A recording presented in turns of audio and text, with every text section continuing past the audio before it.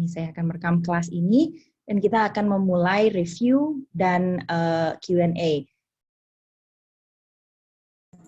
Oke, jadi itu adalah suatu review aja tentang bagaimana mata kita bisa melihat warna.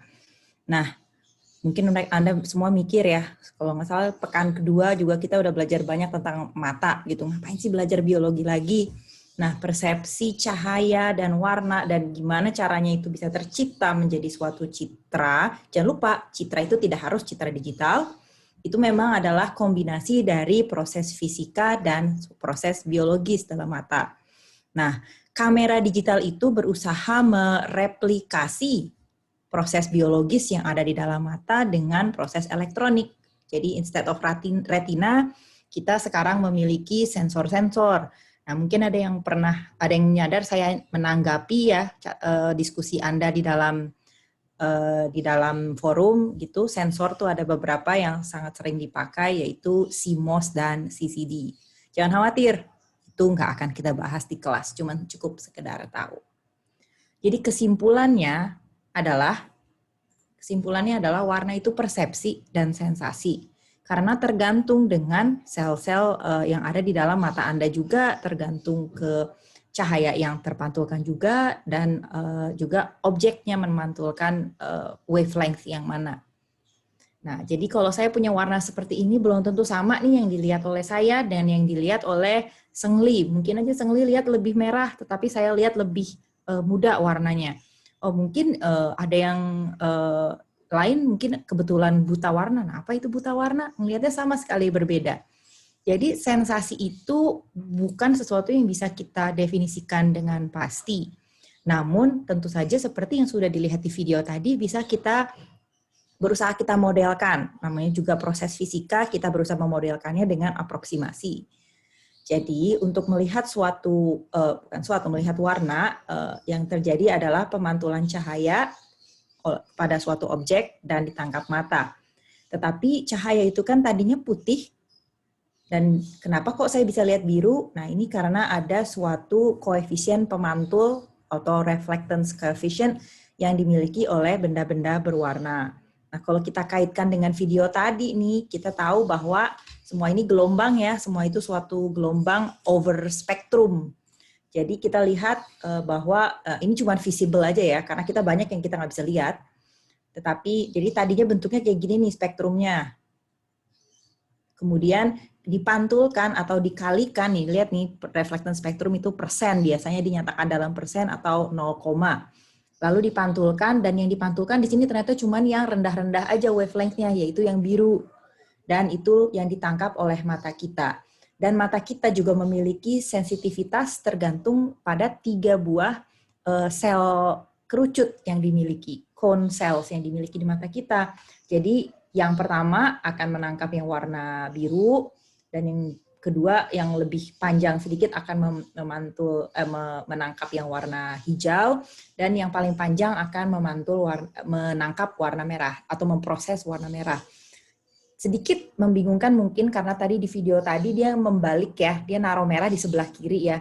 Nah, sebetulnya kalau untuk panjang gelombang, merah itu justru panjang gelombangnya paling panjang, jadi harusnya di paling kanan. Oke, sorry, banyak yang baru datang nih, saya admit dulu. Oke, jadi untuk bisa menceritakan atau menteorikan gimana warna itu bisa terbentuk, itu ada 2 teori utama yang menjadi patokan kita.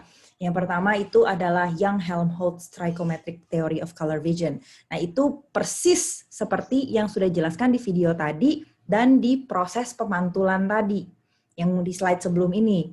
Jadi ketika terjadi pemantulan lalu ditangkap oleh mata kita tuh memiliki 3 buah fotoreseptor yang berbeda-beda dan akan menangkap komponen R, komponen G, dan komponen B. Dan kombinasi dari ketiga stimulus tersebut, ketiga RGB yang ditangkap tadi, sedemikian hingga saya bisa menggabung-gabungkan segini banyak R, segini banyak G, segini banyak B menjadi suatu warna. Lalu jumlah ini aja yang saya utak-atik, berubah-ubah jumlahnya, sampai saya bisa menciptakan warna apa saja yang ada di dunia ini.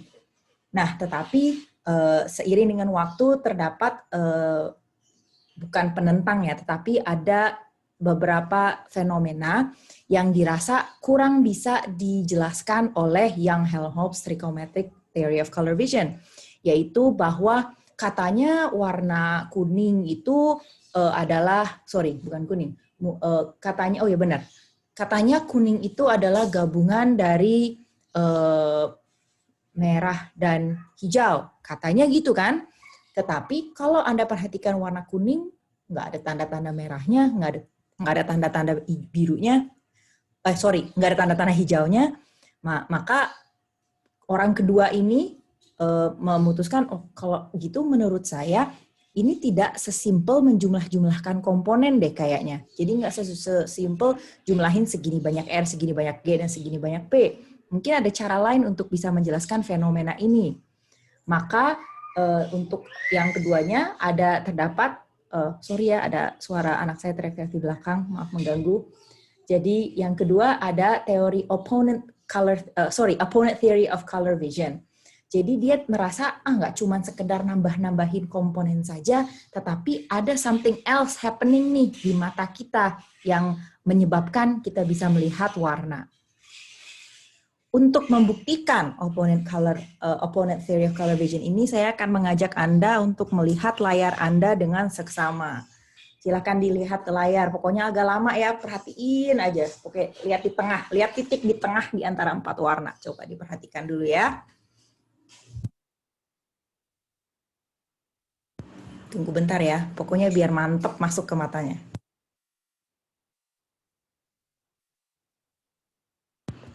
Oke, tetap diperhatikan ya. Tetap diperhatikan. Nah, apa yang Anda lihat? Ada sisa-sisa gitu nggak sih kelihatan barusan di mata Anda? Nah, yang seharusnya terjadi, di sini terjadi complementary after image, yaitu yang tadinya tempat Anda lihat warna kuning, sekarang jadi kelihatan biru, tempat bekasnya. Yang tadinya Anda lihat kuning, Anda bisa melihat biru. Sorry, saya barusan bilang itu ya. Saya tempat lihat kuning jadi biru, biru jadi kuning, merah jadi hijau, dan hijau jadi merah.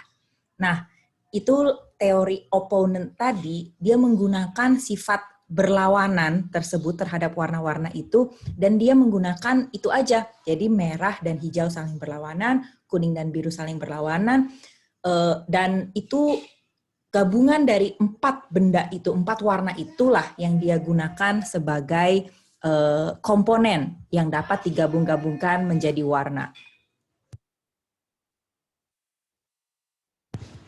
Nah, sekarang kita udah tahu nih warna itu apa. Nah, sekarang gimana caranya saya bisa memberikan Anda informasi tentang warna yang saya mau. Nah, ilustrasi yang saya pakai di slide ini adalah cat, karena itu yang kayaknya sering terjadi gitu. Kalau saya lagi mau renovasi rumah nih, lalu saya mau ngecat rumah saya, warna hijau, warna hijaunya agak-agak muda, mirip dengan warna hutan tapi muda. Nah, maksudnya apa nih maksud saya? Nah, kata-kata yang dimiliki manusia itu terlalu terbatas untuk bisa menceritakan dengan persis warna yang diinginkan atau yang dimaksud. Karena ingat lagi, warna itu persepsi. Jadi kalau menurut saya ini warnanya agak muda. Belum tentu Dita mikir itu muda, itu masih belum muda Bu, misalnya. Jadi daripada saya pakai kata-kata relatif seperti itu, saya membutuhkan suatu sistem yang dapat mendeskripsikan warna dengan lebih objektif. Dan ini dinamakan color order systems atau color model. Di slide lengkapnya Anda sudah lihat, mungkin ada beberapa ya, ada Mansell color system dan lain sebagainya. Tetapi kita akan fokus kepada yang berhubungan dengan alat digital, karena kita kaitannya dengan citra digital. Jadi untuk yang RGB ini kayaknya Anda sudah pernah tahu pasti ya, waktu SD juga udah pernah belajar kali ya, warna primer. Ada merah, ada hijau, ada biru. Lalu kalau saya campur-campurkan, saya bisa dapatkan secondary color-nya, magenta, cyan, dan kuning. Dan tadi udah dibilang juga di video yang saya tunjukkan di awal, kalau semuanya digabungkan, saya akan dapat warna putih. Nah, ini adalah teori additive color ya. Jadi warna-warna yang kalau dijumlahkan atau digabungkan, dia akan menjadi warna yang lain. Nah, akan tetapi kita ternyata menyadari bahwa ini terjadi kalau benda yang saya pakai untuk digabung-gabungkan jadi warna itu adalah cahaya. Jadi saya punya cahaya merah, cahaya kuning, oke lah saya gabungkan dia akan jadi, saya udah balik nih ternyata udah ganti slide. Sorry. Jadi kalau saya punya cahaya hijau dan cahaya merah, saya gabungkan, oke lah dia jadi kuning. Tetapi kalau saya bukan pakai cahaya, tapi saya pakai tinta, ini tidak lagi berlaku. Jadi untuk ingredient atau dari bahan masakan saya, kalau bukan cahaya, tapi bahan masakan saya adalah tinta, maka tidak lagi saya mengikuti additive color theory, tetapi saya menggunakan subtractive color.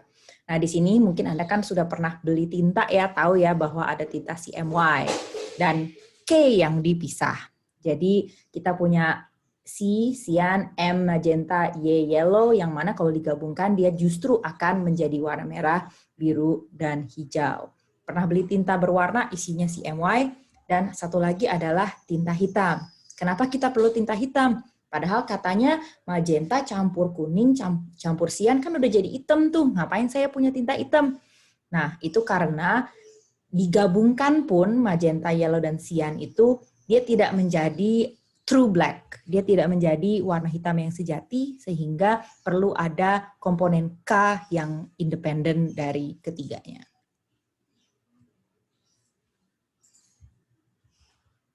Dan color system itu yang saya barusan pilih untuk menjelaskan cuma 2 ya, RGB dan CMY atau CMYK. Tetapi banyak sekali color systems yang ada di luar sana. Saya sudah bahas dengan singkat beberapa di antaranya di dalam video. Ada CA Lab, ada CIE XYZ, CA Love, ada juga RGB varian yang dibuat oleh software-software tertentu. Mungkin pernah dengar Adobe RGB untuk yang suka pakai Photoshop. Kemudian ada juga YIQ, YUV, dan YCBCR. Semuanya tujuannya sama. Tujuannya adalah berusaha mendeskripsikan warna sedemikian hingga terstandar. Jadi nggak lagi saya nyeritain warnanya ungu agak keping-pingan. Nggak gitu lagi. Tetapi saya menyatakannya dengan suatu satuan angka, dengan satuan yang kuantitatif. Jadi nggak akan bingung-bingung lagi maksudnya Bumia yang warna ungu atau yang warna pink. Nggak lagi, karena saya akan kasih Anda angka yang fix. Semua sistem ini silahkan Anda baca mandiri, dan sebetulnya saya tidak tujuan menyampaikan ini bukan supaya Anda tahu semua-muanya, tetapi Anda biar tahu bahwa setiap sistem akan berbeda. Sehingga ketika Anda melakukan pemrosesan citra, Anda bisa memutuskan, saya mau melakukan pemrosesan citra warna di domain mana. Gitu. Karena Anda harus tahu bahwa perilakunya pun akan beda. Kalau saya lakukan balancing di CMY dan balancing di RGB, tentunya akan beda. Bagaimana perilakunya RGB, bagaimana perilakunya CMY, itu yang perlu Anda ketahui. Oke, tadi barusan udah saya kasih pengantar sedikit ya. Masih mungkin kalian mikir, ngapain sih belajar warna? Nah, karena ketika kita memproses suatu citra berwarna, kita dapat memprosesnya dalam domain apapun yang kita mau. Saya mau pakai RGB, boleh. Saya mau jadiin HSV, seperti di lab Anda, boleh dong. Kalau saya mau pakai YCBCR, boleh-boleh aja. Saya bisa memprosesnya kan, karena kuantitatif semuanya kan, angka tinggal saya program. Nah, bedanya, tapi akan ada. Kita akan lihat beberapa beberapa metode pemrosesan citra warna yang umum digunakan. Perlu saya disclaimer, ini bukan exhaustive list ya, jadi banyak sekali yang bisa dilakukan di luar sana lain selain yang ada di slide ini. Yang ingin disampaikan adalah ada 2 approach yang paling utama, yaitu yang pseudo color dan full color. Pseudo color itu bukan warna sesungguhnya yang ditangkap dengan proses tadi. Ada cahaya, dipantulkan reflectance, lalu ditangkap sensor. Bukan, tetapi untuk pseudo color, saya yang assign sendiri. Jadi contohnya yang paling sering dipakai itu kadang-kadang untuk melihat citra thermal infrared. Nah, sebetulnya citra thermal infrared itu kan grayscale ya. Nah, kebetulan yang di sebelah kiri ini, yang putih semakin panas, kan thermal ya infrarednya ya, yang hitam semakin dingin. Di video Anda akan mungkin lihat video di Skele bahwa saya punya tambahan referensi tentang thermal infrared ini. Karena tidak selalu begitu, tidak selalu putih itu jadi panas dan tidak selalu hitam itu jadi dingin. Nah, dalam kasus ini saya pakainya yang seperti itu dan saya nggak suka warnanya. saya bisa menentukan dan saya bisa meng-assign warna tertentu untuk merepresentasikan grayscale level. Jadi di sini yang putih-putih saya jadiin warna merah, yang tidak terlalu putih saya jadiin warna oranye, yang gelap banget saya jadiin warna hijau, lalu yang sangat-sangat hitam saya jadikan warna biru. Nah, di sini saya melakukan assignment yang manual, tujuannya biasanya untuk membantu visualisasi. Mungkin yang sudah pernah mengambil kelas StatProp, ingat saya pernah nyebut bahwa manusia itu adalah makhluk yang sangat visual ya, dan lebih suka lihat grafik daripada tabel. Nah, di sini juga sama, daripada lihat warna hitam putih, manusia lebih suka melihat yang berwarna merah karena akan lebih mudah dia pahami. Karena kita bisa melihat warna banyak sekali, tetapi untuk gray level kita cuma punya limited amount. Jadi contohnya nih hitam nih di sini nih, padahal mungkin tidak 0 semua, mungkin ada yang 0, ada yang 10, ada yang 30, mata kita nggak bisa bedain. Sedangkan begitu saya lihat di sini, oh ada warna biru muda dan ada biru tua, mata saya akan lebih sensitif membedakannya. Oke, kalau tadi pseudo color itu saya yang assign warnanya. Kalau full color, ya bukan saya yang assign, tetapi terjadi penangkapan cahaya yang dipantulkan reflectance lalu ditangkap oleh sensor pakai spectral sensitivities. Nah, untuk memproses citra yang seperti itu, saya punya dua opsi, yaitu processing per channel. Saya bisa proses channel masing-masing, RGB kalau saya lagi pakai RGB, HSV kalau saya lagi pakai HSV, atau apapun itu. Atau saya bisa approach dengan mengambil setiap pixel itu sebagai suatu vektor. Di sini vektor 3 dimensi, RGB. Nah, Anda harus ingat-ingat lagi ya, prasyarat kuliah ini aljabar linier. Nah, tidak selalu sama ya pemrosesan yang terjadi untuk masing-masing channel, karena kalau untuk masing-masing channel, satu pixel itu satu nilai aja, bukan vektor. Sedangkan kalau saya approach satu pixel sebagai vektor, saya punya vektor berukuran 3 dimensi. Pemrosesan skalar tidak selalu sama dengan pemrosesan vektor ya, walaupun tidak selalu beda juga. Nah, yang mana yang harus saya pakai, Bu? Lagi-lagi yang mana aja terserah Anda. Anda mau memprosesnya seperti apa, asalkan Anda tahu bahwa penerapannya akan menghasilkan hasil yang berbeda kalau Anda menindaknya sebagai channel ataupun sebagai vektor. Beberapa pemrosesan yang bisa dilakukan itu adalah color transformation yang menyatakan sebagai suatu fungsi transformasi. Perlu diingat ini bukan mindah-mindahin color model ya, bukan dari RGB, HSV, HSV LAB, bukan. Tetapi dalam RGB bisa saya transformasikan nilai pixelnya sehingga menjadi lebih baik atau lebih enak dilihat. Selain itu, tadi kita sudah lihat ya beberapa contoh warna-warna yang saling berlawanan. Nah, di sini ada Newton Color Circle, kita lihat warna-warna yang saling berlawanan itu, kalau saya replace warna yang dengan warna yang berlawanan, saya akan dapat negatif image-nya. Nah, di sini ini ekuivalennya dengan yang grayscale, yang putih jadi hitam dan sebaliknya. Kalau di sini kan nggak putih hitam lagi, tetapi warna menjadi komplemennya. Selain itu, saya juga dapat melakukan color slicing. Jadi saya bisa pilih warna apa yang sedang mau saya lihat nih. Misalnya dalam hal ini saya mau lihat warna merah, lalu saya bisa threshold supaya saya pilih yang lebih dekat merah-merah, saya pisahkan dari gambarnya. Dan ini akan membantu di kemudian hari ketika saya ingin melakukan segmentasi. Selanjutnya saya juga dapat melakukan color correction. Perlu saya ingatkan bahwa color correction ini sangat subjektif. Jadi kayak di kanan ini kan dia melakukan suatu bukan penerapan, transformasi yang bentuknya seperti ini. Nah, bagus atau enggak nih dari yang kiri ke sini ya terserah Anda. Namanya juga image enhancement, kadang-kadang subjektif. Nah, dan kita bisa ngutak-ngatik sesuai yang kita mau untuk mendapatkan warna yang lebih correct. Siapa yang nentuin correct? Ya observernya. Nah, mungkin yang udah sering ngutak-ngatik gambar di foto editor mungkin sudah tahu ya, karena kalau di foto karena ini penerapannya sering digunakan dalam fotografi. Selanjutnya juga dapat dilakukan color balancing. Di sini contohnya kita tunjukkan di CMYK dan coba dilihat ada berbagai hal yang bisa dilakukan. Saya bisa balancing hitamnya, cyannya, magentanya dan yellownya. Yang mana, Bu, hasil yang paling benar? Nggak ada yang paling benar. Yang mana yang menurut Anda, yang ingin Anda dapatkan, itulah yang paling benar. Nah, ini mungkin ada hubungannya ya dengan lab Anda. Jadi untuk pemrosesan histogram itu apa sih? Distribusi frekuensi. Dalam hal ini kita mau melihat distribusi frekuensi dari nilai-nilai pixel.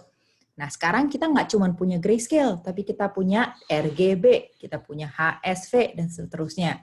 Jadi karena kita ngomongin citra digital biasanya RGB ya, bisa dong Bu, R-nya saya buat histogram, G-nya saya buat histogram, B-nya saya buat histogram, kemudian saya lakukan apapun yang saya mau. Mau itu balancing lah, mau itu histogram equalization lah, mau saya smoothing lah, mau apa, boleh dong Bu? Boleh, tetapi perlu saya ingatkan bahwa untuk ruang warna RGB, nah, walaupun sering ditunjukkan RGB itu sebagai kubus ya, jadi seakan-akan koordinat R, koordinat G, koordinat B itu saling tegak lurus. Tetapi dalam konsep persepsi warna, RGB itu sebetulnya tidak saling tegak lurus dan tidak hubungannya tidak linier. Artinya adalah kalau R itu saya utak-atik, kan kesannya dengan bentuk kubus itu dia tidak mempengaruhi G dan B. Kalau R saya utak-atik, oke, terus setelah itu histogram yang G saya buat, B yang saya buat. Seakan-akan setiap channel itu saling lepas pemrosesan masing-masing itu. Tetapi sesungguhnya di persepsi warna tidak hanya ada R, ada G, ada B, tetapi hubungan R dan G itu membuat kita persepsi sesuatu. Hubungan R dan B itu juga mempengaruhi persepsi kita. Jadi resikonya adalah R itu kalau saya utak-atik, saya buat histogramnya lalu saya equalization, tanpa kita sadar sebetulnya kita sudah secara tidak langsung mempengaruhi G dan B-nya juga. Jadi biasanya disarankan, jadi instead of menggunakan RGB secara terpisah, lebih baik menggunakan histogram HSI atau HSV. Karena H itu hue, S itu saturasi, I atau V itu value atau intensity. Dan intensity itu yang paling mendekati dengan sifat grayscale yang sudah Anda pelajari di 2 bab yang lalu atau bab yang lalu itu. Jadi karena dia mendekati perilaku RGB, intensitasnya either gelap atau terang, itu lebih masuk akal kalau distribusi frekuensinya saya ekualisasi. Kemudian setelahnya saya tetap perlu melakukan correction of saturation karena lagi-lagi sebetulnya mereka tidak saling tegak lurus. Beberapa proses yang sudah Anda ketahui ya, yaitu smoothing. Nah, ini perlu dilihat bahwa kalau saya lakukan di RGB atau di I-nya HSI, hasilnya akan beda. Saya nggak tahu nih di layar Anda kelihatan apa enggak nih ya, ada edge-edge-nya itu kelihatan. Nah, yang mana yang perlu saya pakai Bu kalau gitu? Ya, yang mana aja, asalkan Anda tahu bahwa akan mendapatkan hasil yang berbeda. Sama seperti sharpening juga, hasilnya juga akan berbeda. Yang terakhir, saya akan tutup dengan color image segmentation. Jadi, untuk membagi bagian-bagian dari citra menjadi bagian-bagian yang homogen, nah, nanti Anda akan belajar di bagian image segmentation ya. Salah satu indikator untuk memisahkan area itu adalah warna. Jadi, saya harus milih yang warna yang mirip-mirip saya jadiin satu, yang tidak mirip saya pisahkan. Nah, maksudnya mirip tuh apa sih? Ngitungnya gimana sih bahwa warna A dan warna Z itu mirip? Ya kita harus ngukur jaraknya, kemudian kita harus cek apakah dia lebih kecil atau lebih besar dari threshold. Ngukur jarak itu gimana sih? Nah yang lengkapnya ada di video ya, ada Euclidean, ada color difference, dan lain sebagainya. Saya personally mengusulkan Anda untuk tidak memakai Euclidean, lah kan tadi kita sudah tahu mereka tidak saling tegak lurus ya. Jadi tidak terlalu masuk akal kalau saya mengukur secara menggunakan basic Euclidean. Tetapi color difference itu bisa membantu untuk melihat warna-warna yang mirip. Sehingga perlu diketahui juga bahwa tergantung dari ruang warna yang saya pakai dan cara pengukuran distance yang saya pakai, hasil segmentasi yang akan saya dapatkan akan berbeda pula. Ada satu approach yang cukup baru ya, 2012, tapi masih sering dipakai, yaitu Simple Linear Iterative Clustering, dan dia tidak hanya menggunakan color difference, yaitu perbedaan warna, tetapi juga indeks pixel. Karena kalau enggak, masa ada warna coklat di sebelah kiri sini dan warna coklat di sebelah sana dianggap cluster yang sama, kan enggak gitu. Jadi kita tidak hanya memikirkan warna, tetapi kita juga memikirkan letaknya di dalam citra. Sehingga hasil yang didapatkan bisa seperti itu. Oke, sudah sampai di akhir video, di akhir presentasi saya. Oh, tetapi ternyata saya kelamaan ya. Kok nggak ada yang nyetop saya sih? Ternyata saya cuma punya waktu kurang lebih 7 menit lagi ya sampai akhir kelas. Jadi langsung saja saya buka sesi tanya jawab. Kalau ada yang ingin ditanyakan tentang lab, tentang video yang ada di Skele, tentang materi yang ada di Skele, kalau ada yang udah akses atau yang barusan kita bahas, saya persilahkan. Bu yang bertanya, Bu. Kebutan. Kalau di tempat saya yang nyala Dipta Laksmana, silakan Dipta dulu.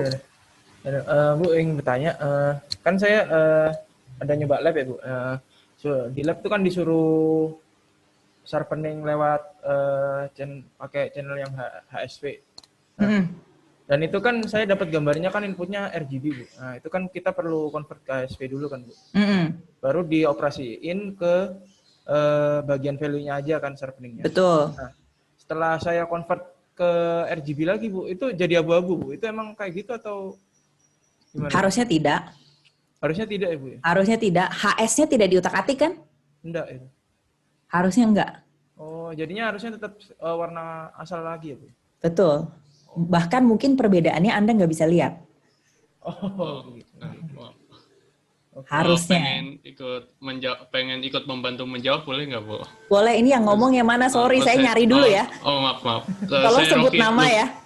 Rocky. Oke, silahkan Rocky. Maaf, belum buka kamera. Jadi ini buka aja, biar saya tahu mukanya yang mana. Saya nggak ada kamera Bu. Belum saya set up. Jadi kalau di tadi saya juga dapatnya abu-abu Bu. Tapi ternyata ada fungsi di schematics-nya itu kalau langsung convert dia bakal ngubahnya itu float Bu. Kan data type ya. Data type ternyata float, dia harus saya ubah lagi gitu. Ternyata kalau RGB itu bukan float tapi integer. Bukan integer gitu. Iya, integer. Jadi kalau RGB itu HSV, kalau defaultnya tuh float, dia harus diubah dulu gitu. Itu aja mungkin Dipta akhirnya dari saya udah selesai. Sudah selesai. Oke, terima kasih banyak Rocky. Yes, itu ada konversi, berarti ada error konversinya ya. Saya jujur saja, saya tidak terlalu familiar dengan image processing pakai Python ya. Jadi terima kasih banyak untuk Rocky. Saya anak MATLAB. Jadinya saya mungkin tidak bisa bantu kalau teknis seperti itu. Oke, ada lagi yang ingin ditanyakan? Mungkin tanya konversi sih, Bu. Siapa yang ngomong? Tolong sebut nama dulu, saya nyarinya halaman mana nih? Siapa? Febriana Wida Pramudita. Oh, oke. Febri, kenapa? Gelap. Oh, oke. Sekarang kameranya dibuka. Oke.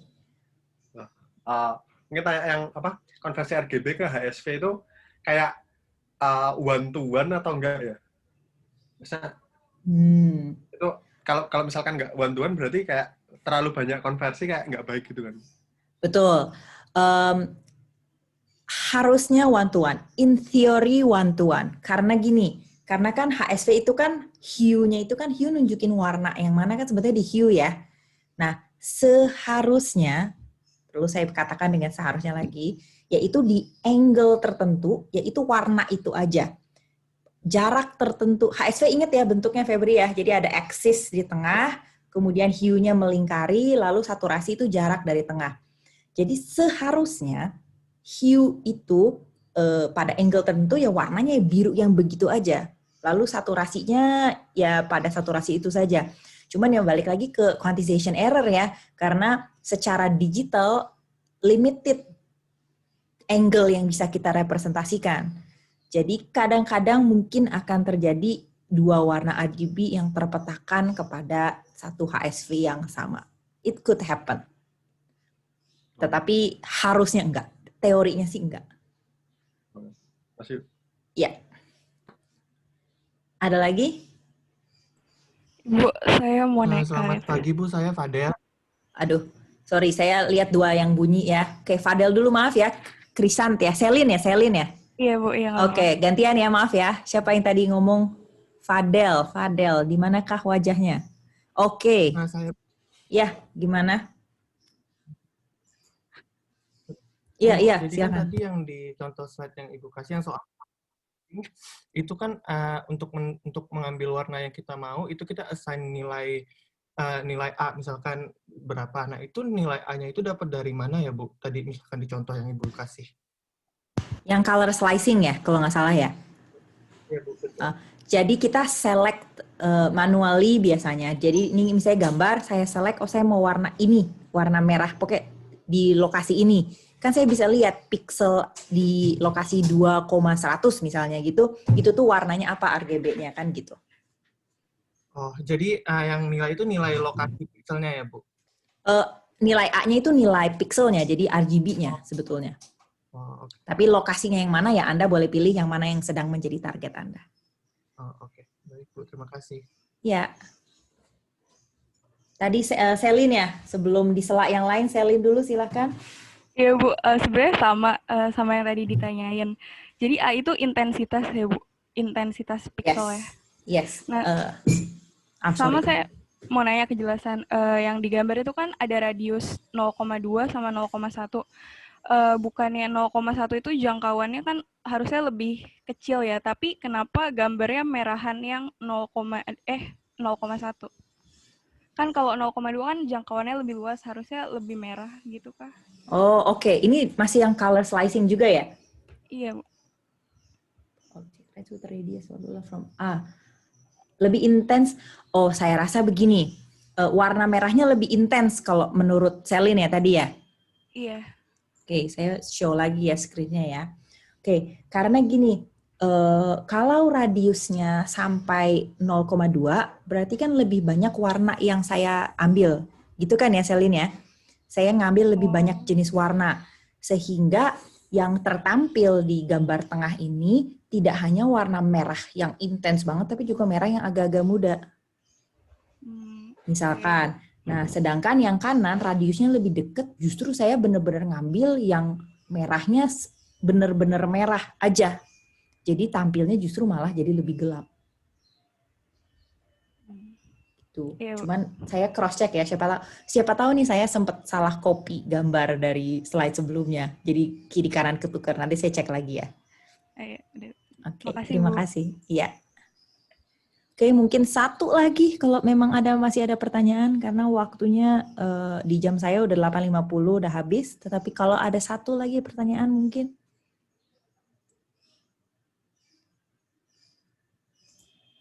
Nggak ada? Oke. Ini siapa nih yang barusan ganti-ganti? Sorry, saya jadi salfok banget ini. Siapa ini? Muhammad Arik ya, barusan ganti-ganti background. Saya jadi nggak fokus nih. Oke. Oke, kalau begitu, kalau nggak ada pertanyaan, mungkin saya tutup sesinya. Saya ingatkan bahwa nanti mulai minggu depan, kayaknya Pak Febrian tidak lagi berhalangan. Jadi kelas A, terima kasih banyak untuk yang sudah datang hari ini. Mohon maaf kalau ada kesalahan. Kita mungkin nggak ketemu lagi sampai akhir semester mungkin ya. Untuk kelas B, kita akan ketemu lagi minggu depan. Dan jangan lupa flip classroom, jadi tolong dibaca dulu materinya sebelum datang ke sesi hari Rabu. Oke, terima kasih. Boleh tunggu. Maaf, saya mau stop recording dulu. Biar